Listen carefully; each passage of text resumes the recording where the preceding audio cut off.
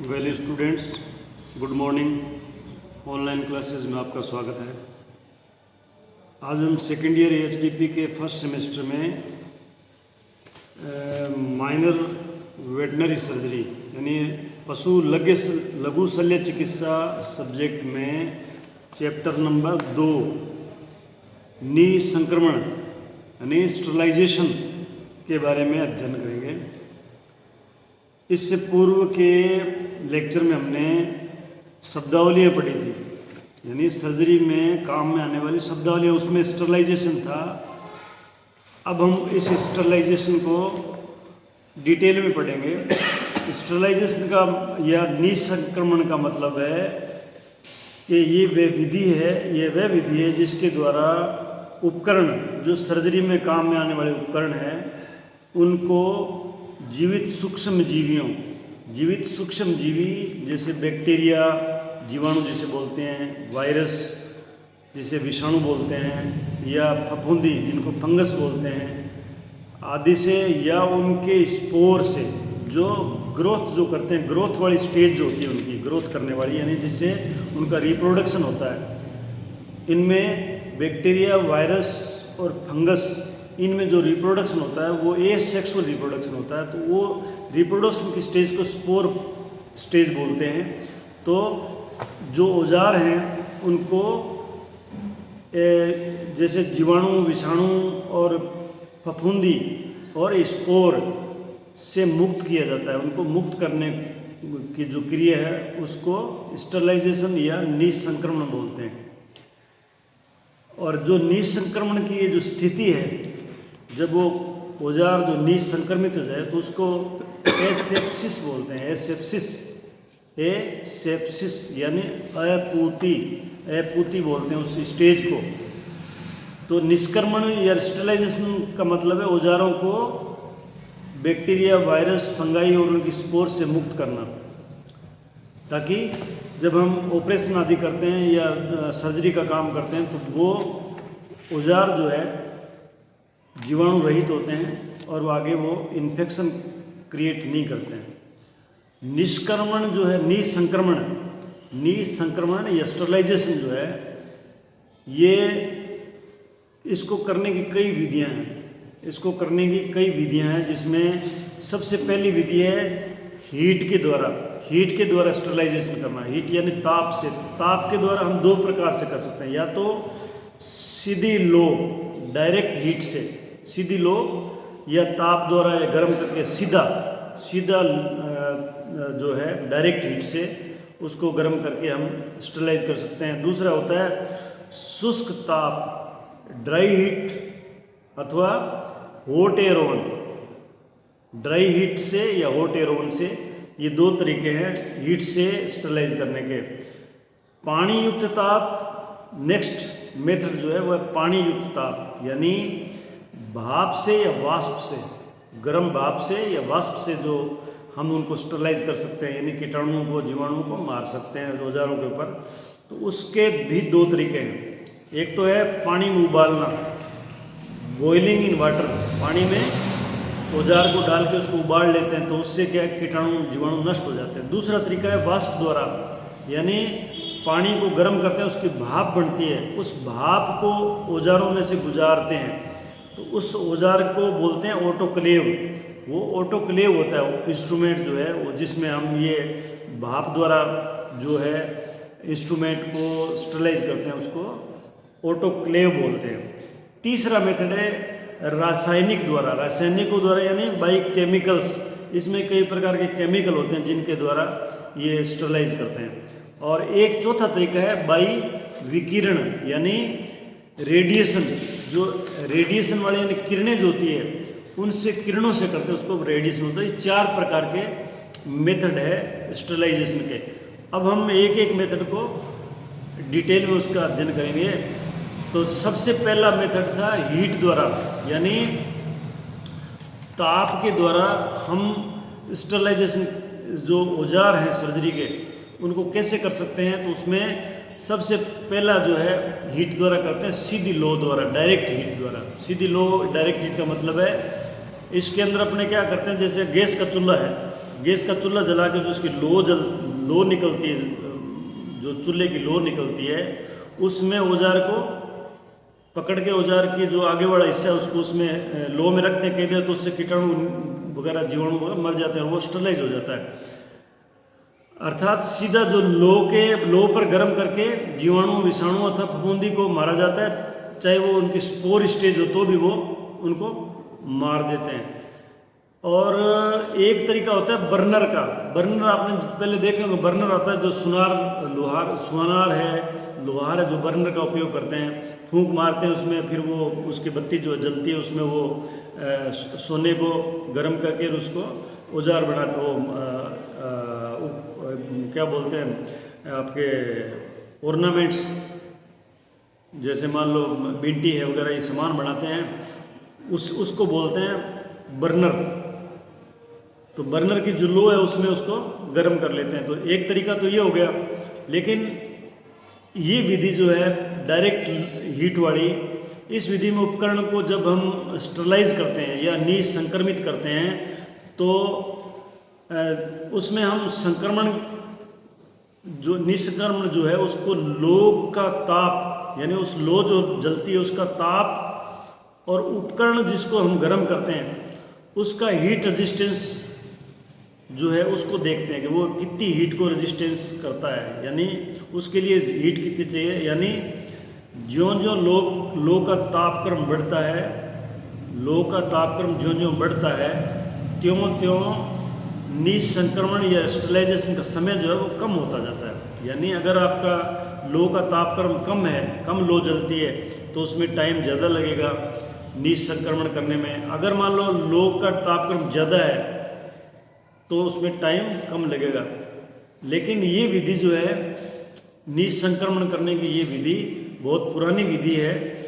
इस विधि में जो उपकरण जो हम इनको निसंक्रमित करते हैं उनकी जो धार है, काटने वाली सतह जो होती है इनकी, वो धार नष्ट हो जाती है। इस तरह से गर्म करने से उनकी धार नष्ट हो जाती है और उपकरण जो है वो जल भी जाते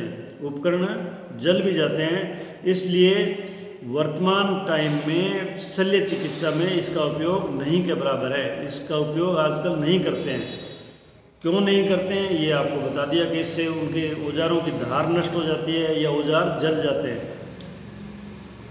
इसी के अंदर जो हीट के द्वारा स्टरलाइजेशन करने का दूसरा तरीका है शुष्क ताप, यानी हॉट एयर ओवन। मतलब सूखी ड्राई हीट जो है वो पास की जाती है किसी एक कैबिनेट में इंस्ट्रूमेंट को रख के, उसको बोलते हैं हॉट एयर ओवन।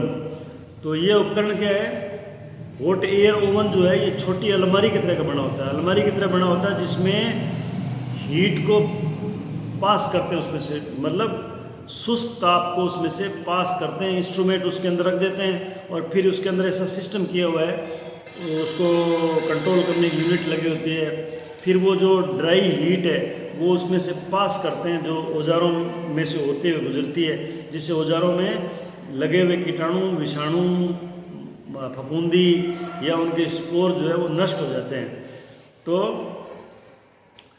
इस विधि से जो उपकरण जिनको निष्क्रमण करते हैं, वो कौन से उपकरण होते हैं जिनको इस विधि से निसंक्रमित करते हैं या स्टरलाइज करते हैं? वो उपकरण होते हैं जो मॉइस्ट हीट से, यानी जो मॉइस्ट हीट होती है, मतलब गीली हीट जिसे बोलते हैं, जो भाप होती है, भाप से जो इंस्ट्रूमेंट खराब हो सकते हैं उनको इस विधि द्वारा निसंक्रमित करते हैं। दूसरा, जो जिनमें से ताप जो है, हीट जो है वो इम्परमिएबल, यानी उसमें से गुजर नहीं सकती, हीट गुजर नहीं सकती, जिनमें से डायरेक्ट लो जिनमें से गुजर नहीं सकती, उनके लिए हॉट एयर ओवन का उपयोग करते हैं।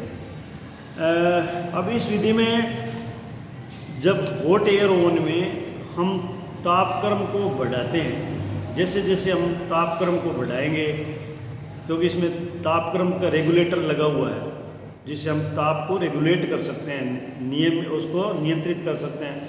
तो जैसे जैसे इस विधि में हम तापक्रम को बढ़ाएंगे तो जो नीच संक्रमण का टाइम है, समय लगता है, वो कम होता जाएगा, कम होता जाएगा। यानी आपकी बुक में ये दिया हुआ है कि अगर मान लो हमने 120 डिग्री सेंटीग्रेड टेम्परेचर पे हॉट एयर ओवन को नियंत्रित कर दिया या रेगुलेट कर दिया 120 डिग्री सेंटीग्रेड पे, तो वो नीच संक्रमण करने का टाइम है जो 8 घंटे लगेगा, 8 घंटे लगेगा। अगर हमने 140 डिग्री सेंटीग्रेड किया टेम्परेचर तो 3 घंटे का टाइम लगेगा। अगर हमने 160 डिग्री सेंटीग्रेड किया तो उसमें 1 घंटा लगेगा। और अगर टेम्परेचर और बढ़ा दिया यानी 170 डिग्री सेंटीग्रेड कर दिया तो 40 मिनट लगेंगे। अगर हमने 180 डिग्री सेंटीग्रेड टेम्परेचर मेंटेन कर दिया उसका हॉट एयर ओवन का तो 10-15 मिनट लगेंगे। और अगर हमने उसको 190 डिग्री सेंटीग्रेड पे कर दिया तो उसमें सिर्फ मात्र 7.5 मिनट में ही वो इंस्ट्रूमेंट स्टरलाइज हो जाएंगे। तो जैसे जैसे टेम्परेचर बढ़ता है स्टरलाइजेशन का टाइम घटता जाता है। अब ये जो टेम्परेचर है, ये जो हॉट एयर ओवन का जो टेम्परेचर हम मेंटेन करते हैं या रेगुलेट करते हैं, ये टेम्परेचर जो है जिस चीज़ को हम स्टरलाइज करने जा रहे हैं उस पदार्थ के ताप के सहनशीलता यानी रेजिस्टेंस पर निर्भर करता है। वो कितना ताप को रजिस्ट करता है उस पे उसका टाइम जो है वो निश्चित करता है। यानी ये टेम्परेचर जो है वो उसके ताप को सहन करने की शक्ति पे निर्भर करता है। अब इस विधि से हम, ये इम्पोर्टेंट है कि इस ऑटोक्लेव वाली विधि से हम कौन कौन से औजार जो हैं उनको हम स्टरलाइज कर सकते हैं। तो इसमें एक तो पेट्री डिशेज होती है जो आपने प्रयोगशाला में पहले देखी होगी। पेट्री डिशेज जो है वो एक प्रकार की छोटी कटोरी कांच की होती है जिसके ऊपर ढक्कन लगा होता है। छोटी छोटी कटोरियाँ जिसके ऊपर ढक्कन लगा, उनको पेट्री डिशेज बोलते हैं, जो प्रयोगशाला में काम में आते हैं। उनको हम इस विधि से स्टरलाइज कर सकते हैं। बीकर देखे होंगे आपने, कांच के बने बीकर होते हैं, उनको भी इस विधि से। जो स्वाब होते हैं, स्वाब बनाते हैं ना ड्रेसिंग करने के लिए, उन स्वाब को भी इस विधि द्वारा स्टरलाइज करते हैं। कांच के तथा स्टील के जो उपकरण होते हैं, जो उपकरण औजार जो है कांच के और स्टील के बने उनको, और सील्ड तेल, जो तेल होता है जो सर्जरी में काम में आते हैं, तेल जिनको सील किया होता है, सील्ड बोतल आती है ना तेल की, उनको भी इसमें स्टरलाइज करते हैं। और पाउडर, कुछ पाउडर होते हैं जिनको डब्बों में सील किया होता है, प्लास्टिक के डब्बों में पाउडर सील किए होते हैं, उनको भी इस विधि से स्टरलाइज कर सकते हैं। तो आपको ये याद करना है कि ऑटोक्लेव विधि से किन किन चीज़ों को स्टरलाइज कर सकते हैं। तो उसमें आपको बताना है कि पेट्री डिशेज, बीकर, स्वाब, कांच के तथा स्टील के औजार और शील्ड तेल व पाउडर, इनको हम इस विधि से स्टरलाइज कर सकते हैं। अब सेकंड जो मेथड है ये तो था हीट द्वारा, तापक्रम द्वारा। अब सेकंड मेथड है उपकरणों को पानी में उबालना, यानी उपकरण जो है उनको पानी में उबाल कर, यानी जो पानी युक्त ताप है, मॉइस्ट हीट जिसे बोलते हैं, पानी युक्त ताप है, उसका पहला तरीका है उपकरणों को पानी में उबालना, यानी बॉइलिंग इन वाटर।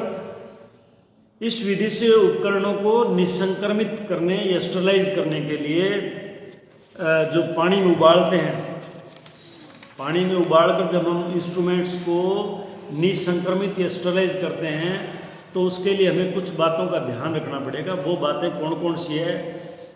वो बातें ये है कि उपकरणों को स्टरलाइज करने से पहले उनको साबुन आदि से अच्छी तरह से साफ कर लेना चाहिए ताकि उन पर लगी हुई जंग, ग्रीस, चिकनाई, तेल, मोम आदि हट जाए।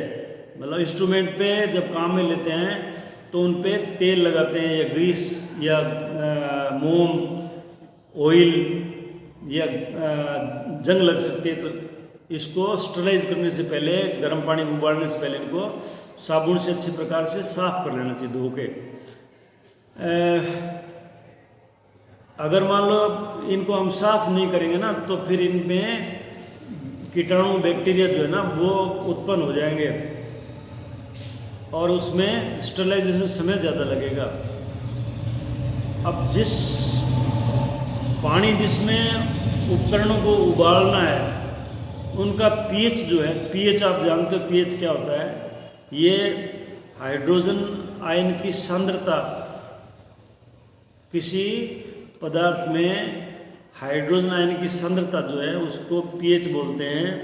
तो जब पानी जिसमें हम उपकरणों को उबालते हैं उसका पीएच या तो हल्का अम्लीय हो या हल्का क्षारीय हो, ताकि उसको स्टरलाइज करने में टाइम कम लगे। अर्थात पानी में या तो 2% sodium carbonate washing soda, 2% sodium carbonate washing soda जिसे बोलते हैं, वो उस पानी में होना चाहिए, या फिर 0.1% सोडियम हाइड्रोक्साइड मिलाना है। ये दोनों चीज़ें हैं ना जो अलग अलग, ये मिलाओगे अगर आप तो उसका पीएच जो है वो या तो एसिडिक साइड में होगा या एल्कलाइन में, मतलब हल्का एसिडिक या हल्का क्षारीय, जिससे स्टरलाइजेशन करने में टाइम कम लगे। उपकरण जो है वो पानी में पूर्ण रूप से डूबे हुए होना चाहिए। जब आप पानी में उबाल के उनको स्टरलाइज करते हो उपकरणों को, तो वो औजार जो है वो पानी में पूर्ण रूप से डूबे हुए होने चाहिए। अच्छा, धारदार उपकरणों को, जिन उपकरणों के धार होती है, जैसे कैंची है, चिमटी है, उनके धार होती है ना, तो उनको इस विधि से स्टरलाइज नहीं करते हैं, अन्यथा उनकी धार खराब हो जाएगी।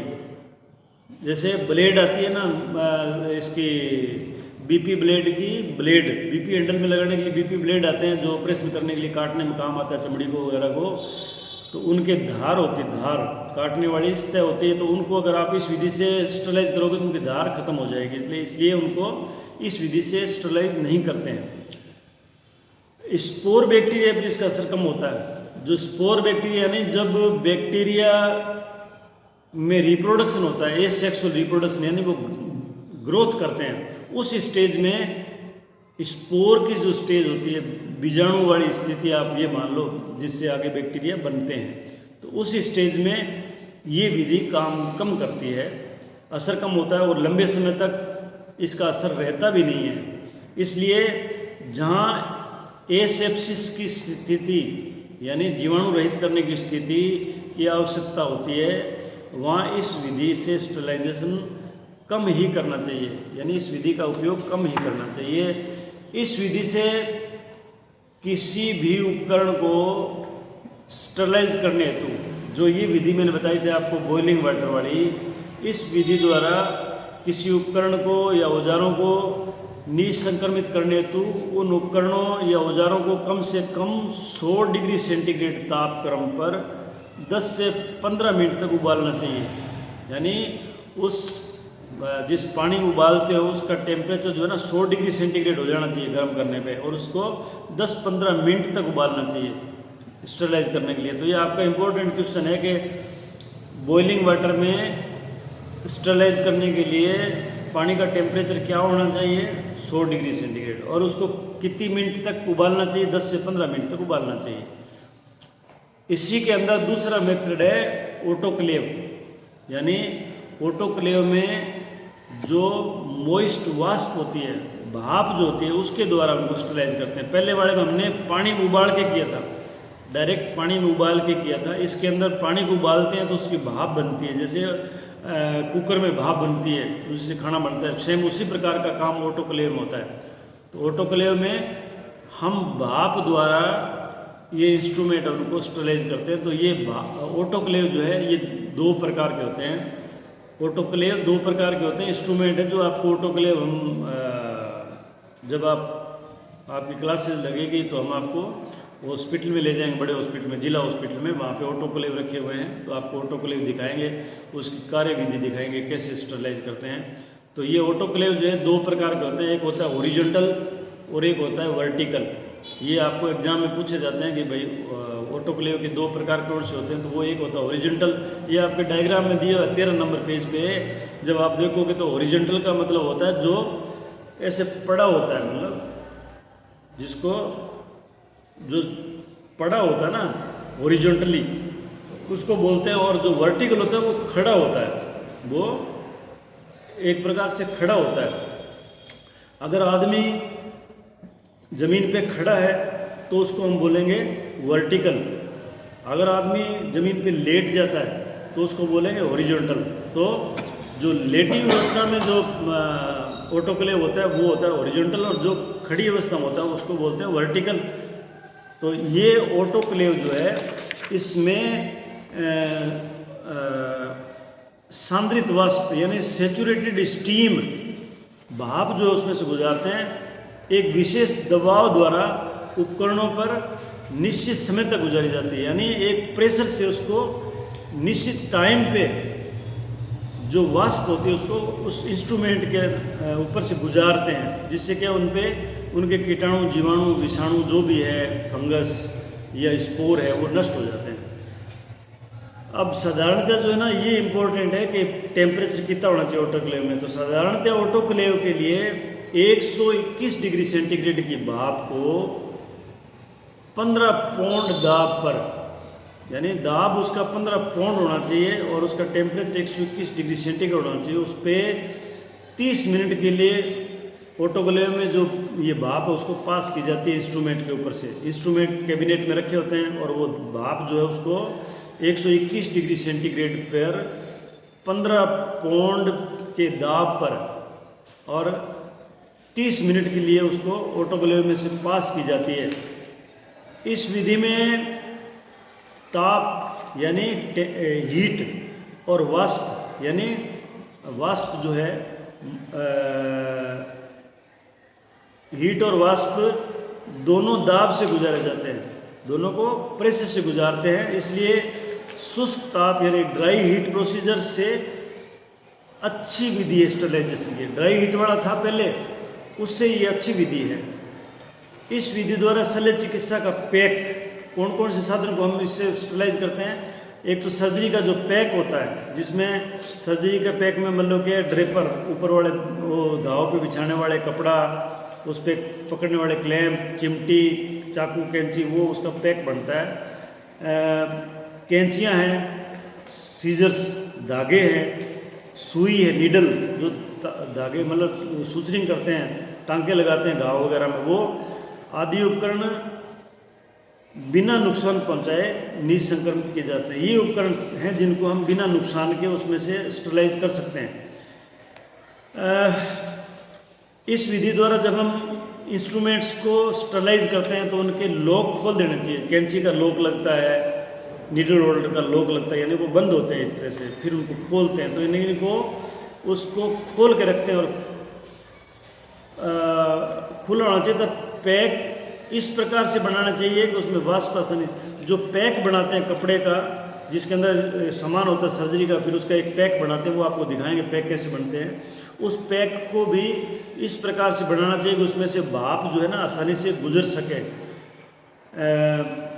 इस विधि से स्टरलाइजेशन के बाद अगर पैक जो है, सर्जरी का पैक जो है तुरंत काम में नहीं आता हो, तो उसे बंद ड्रम में, स्टरलाइज ड्रम आता है, उस ड्रम में रख के या उसको 2 तह वाला मसलिन का कपड़ा आता है, मसलिन का, उसमें ढक के चारों तरफ से लपेट कर कांच की बंद अलमारी में रखें। अगर मान लो स्टरलाइजेशन करने के बाद में आपने ऑपरेशन करना है तो आप ऑपरेशन कर सकते हो। अगर मान लो आपको ये लगे कि 2 दिन बाद में ऑपरेशन करना है, तो जो सर्जिकल पैक है उसको या तो एक बंद स्टरलाइज ड्रम आता है, डब्बा आता है एक स्टील का, उसमें रखें, या फिर उसको मसलिन का कपड़ा आता है, उसके डबल तह वाला, 2 तह वाला मसलिन का कपड़ा, उसमें लपेट कर चारों ओर कांच की बंद अलमारी में रख दो, ताकि उसमें धूल आदि पैक में नहीं पड़े और वो ख़राब नहीं हो। इस प्रकार रखे गए उपकरण है ना, जो सर्जिकल पैक है, उसको आप 2 से 3 सप्ताह तक निसंक्रमित स्थिति, स्टरलाइज स्टेज में काम में ले सकते हो। अच्छा, पशु चिकित्सा में जो वेटनरी ट्रीटमेंट करते हो उसमें फील्ड में ऑटोक्लेव नहीं होता है। अब आप छोटे छोटे हॉस्पिटल होंगे, आपका सब सेंटर होगा, वहाँ पे ऑटोक्लेव की सुविधा नहीं होगी, तो वहाँ पे प्रेशर कुकर जो है बड़ा, उसको भी उससे भी ये काम कर सकते हो आप, उससे भी ये सर्जिकल पैक को स्टरलाइज करने तो काम ही लिया जा सकता है। इसमें उपकरण को जो है हमने ऑटोक्लेव में उपकरण को 15 पौंड दबाव पर 121 डिग्री सेंटीग्रेड पर 30 मिनट के लिए काम में लिया था। उसको 30 मिनट तक उस 15 पौंड दबाव पर 121 डिग्री टेम्परेचर की भाप को पास किया था। लेकिन यदि फील्ड में हमारे पास ऑटोक्लेव नहीं है तो हम उसकी जगह प्रेशर कुकर को काम में ले सकते हैं, और प्रेशर कुकर में सर्जिकल पैक को 30 मिनट के बजाय 45 मिनट तक प्रेशर कुकर में रखना चाहिए उसको। जैसे आप दाल बनाते हो वैसे इसको रख के 45 मिनट तक उसको रखना चाहिए उसमें। तो ये मेथड था सैचुरेटेड भाप जिसे बोलते हैं, वाष्प से, जिसके दो मेथड थे, एक तो उबाल कर और एक ऑटोक्लेव द्वारा। आज हम इतना ही करेंगे। इसके बाद में देखो कल हम आपको केमिकल्स द्वारा और जो रेडिएशन है उसके द्वारा स्टरलाइजेशन कैसे वो कल के लेक्चर में हम पढ़ेंगे। धन्यवाद।